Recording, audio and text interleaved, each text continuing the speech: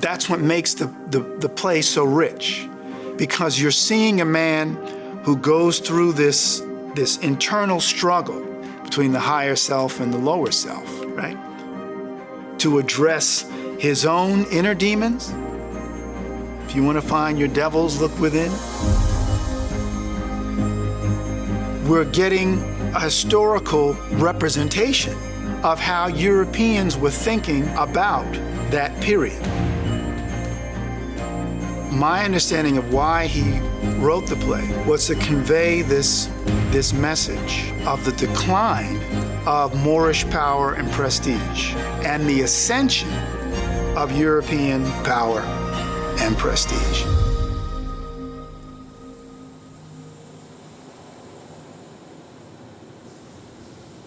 Some people have argued that Shakespeare may have been African, right? I don't know. I haven't looked at that closely enough to make that case. Others have said that Shakespeare was indeed a European, but Shakespeare was actually not the one who was writing the plays. But that's a whole nother discussion, right? That it was another English noble who actually was producing this work. And it occurs at a time in European history when the African presence in Europe is declining, right? You have the Moors who had been controlling the Iberian Peninsula, or most of it, from the 8th century right on up to the 15th century, when with the unification of Castile and Aragon with Ferdinand and Isabella, now, and the defeat of the last Moorish kingdom of Granada, that then signals a change in the power structure, where first the Spanish Catholic powers are rising, and then later you'll have the Elizabethan English powers rising. And so this is the time of Elizabeth. And it's even a time when there are Moors, Africans, who are going into Britain as allies of the British against the Spanish Catholics. Henry VIII, who starts the Church of England, in large part because he's trying to ensure that he'll have an heir to the throne, a male heir to the throne, because the Catholic Church would not grant him a divorce. So as a result, those Brits who are opposed to now the Catholic Church for preventing their monarchy from having an heir, then essentially become allies to a large extent with those Moors who are have either already fled Spain or who will flee Spain and start to forge alliances with the Protestants. That's why you have these curious connections even with the Huguenots, who are part of a French sect of Protestantism, right? So, I mean, all these things are going on. That's the backdrop for the writing of the play, Othello. And so it's very significant, I think, that you're seeing this play talking about an African, and just to continue along these lines in terms of, and of course I talk about this in detail also in my book, that you have the play Othello about an African man who's in love with a European woman and then has a tragic end both for him and his wife because of Iago, the trickster, undermining them both, right? That is the backdrop for this play, meaning the conflict between the Catholic Church and the Muslim world. Later, the Ottomans will play a role in that because then the Turks are involved.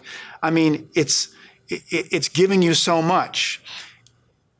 To then jump from that period, meaning the 16th, early 17th century, to the 19th century, and then the 20th century, when African actors are told they can't play Othello because Othello was not, quote unquote, black, right?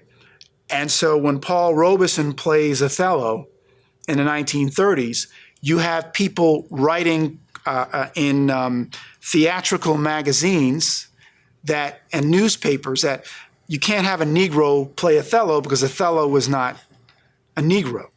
And yet you have scenes now, a black ram is tupping your white hue, right? And tupping meant having sex with, right? He's also referred to as thick lips, right? I mean, all the analogies that indicate this is a reference to an African man, and yet because of the legacy of the Moors, the Moorish presence and influence, Othello has to be not just say Arabized, because an Arab can also be Africoid in appearance, but to be Arabized in a way that he has to look like a European or Caucasian Arab, not an African, right? So that's another aspect here, that in the 16th and 17th century, there's no doubt that Shakespeare, the author of Othello, and the audience knew full well that this was an African man. Plus, later on in the 19th century, that's 120 years later, Ira Aldridge, who was an African American actor, plays Othello, and plays Othello also in Europe, and clearly was understood to be a so-called Negro or a so-called black man. So yeah, they knew.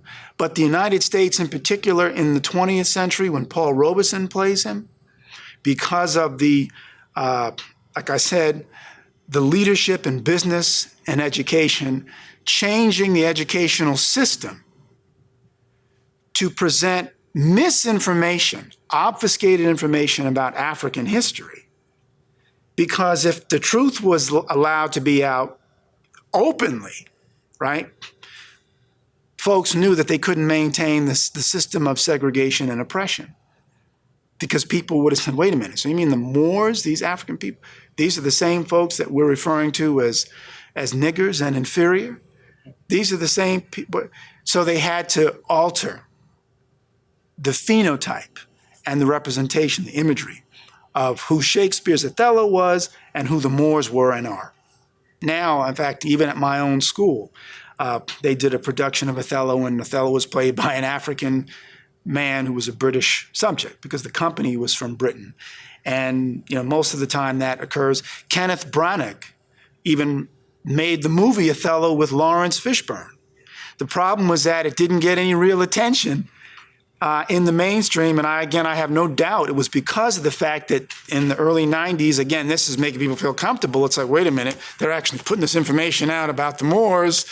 What do we do, right? But Kenneth Branagh, who was a British director and actor, knew, and to his credit, made this film and put Lawrence Fishburne in the role, and Fishburne did a phenomenal job. I think this is just my interpretation of why Shakespeare wrote the play. My understanding of why he wrote the play was to convey this message of the decline of Moorish power and prestige and the ascension of European power and prestige.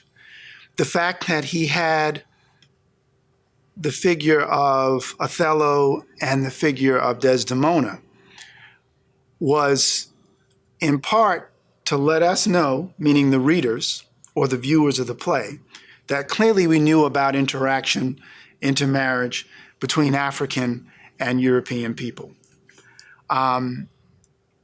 Shakespeare conveys through Othello, for the most part, a very noble figure. In fact, the opening of the play has him being approached in a similar setting as Bevington, who's another critic, says. The scene is almost reminiscent of Jesus in the Garden of Gethsemane when the Roman soldiers come in. And so Othello's men step forward to defend him. And these are all European men, right? So Bevington makes the point that it's almost as if we're supposed to see him as this kind of Christ-like figure, which is a very interesting interpretation, right? Now, you have the Christ-like figure who falls in love with this European, this Italian woman, who loves her with all his heart, who loves her more than he loves himself, so to speak, as I explained earlier, who was undermined by Iago after Iago's systematic expertise in conspiring to get him to believe his wife is cheating on him. And then at the end, he kills her, chokes her, but then kills Iago and ultimately kills himself. So that tragic end isn't, in my understanding, meant to convey a kind of message of empathy and or sympathy for the Moor. You don't come away feeling, or you shouldn't, feeling so much angry at Othello. The greater anger would be for or towards Iago. So ironically, this play is conveying a representation of an African who was honored as a noble figure. Now, where it gets touchy or complicated is you can still look at it and say, yeah, but he's fighting and serving in the interests of the European power elite, which from the perspective of a Moor who's, traditionally Muslim, why would he be trying to serve the interests of the Venetian state? So there's the complexity part of it, right? But it's like, that's what makes the play so rich, because you're seeing a man who goes through this internal struggle, this inner, if you will, jihad between the higher self and the lower self, to address his own inner demons. If you want to find your devils, look within, right? And your angels, obviously, within. So this idea of he's going through that internal struggle in dealing with, well, what do I think, what should I do with my wife? And at the same time, we're getting a historical representation of how Europeans were thinking and feeling about that period, because they were interacting with Moors left and right. In fact, it was under the leadership, the monarchy of Queen Elizabeth, that something known as the Barbary Company was established, where the Moors were trading and supporting the English and vice versa, and largely against whom? Catholic Spain, right? It's that saying, was my enemy's enemy is my friend, right? Which is at the surface, but obviously at the same time, there's this recognition that clearly people are going to start to care about and be interested in the well-being of others.